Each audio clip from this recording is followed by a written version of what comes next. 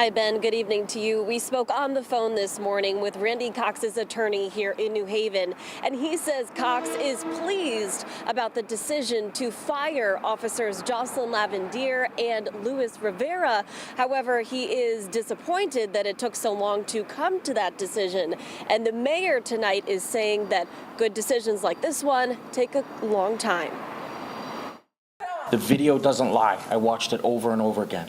New Haven Police Chief Carl Jacobson made the recommendation after a lengthy internal affairs investigation to fire all 5 officers involved in the Randy Cox case.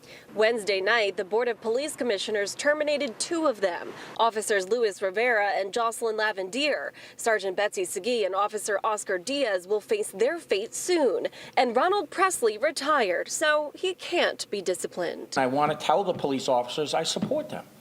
But you can't treat the community without respect and dignity. And when someone says their neck is broken, you can't just drag them out of the van. Last June, Randy Cox was being transported in a police van without seatbelts when the driver stopped short, sending him flying into the back of the van.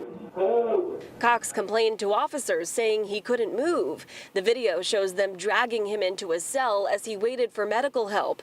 Later, doctors said the incident left him paralyzed from the chest down. The chief made his recommendation, and I think that the police commission made the right decision to follow the chief's recommendation. All 5 officers were put on administrative leave and charged in November with reckless endangerment and cruelty to persons, both misdemeanors. At the same time, Cox's attorneys filed a $100 million lawsuit against the city, one the mayor hopes they can come close to an agreement on in a settlement conference on Friday. I anticipate a dialogue and am optimistic that we can find a pathway to settle on the civil side. Now, Julia, have you heard from civil rights attorney Ben Crump, because he's representing Randy Cox?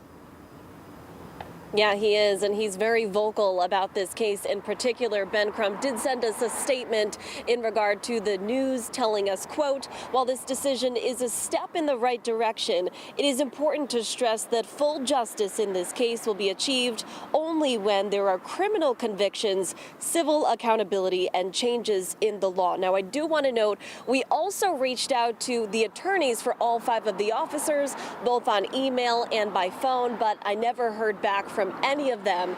In the meantime, the last 2 officers will have their hearing on June 28th, so we'll see if the board makes the same decision with those 2 remaining officers. We're live here in New Haven tonight. Julia LeBlanc, Fox 61, Connecticut's news station.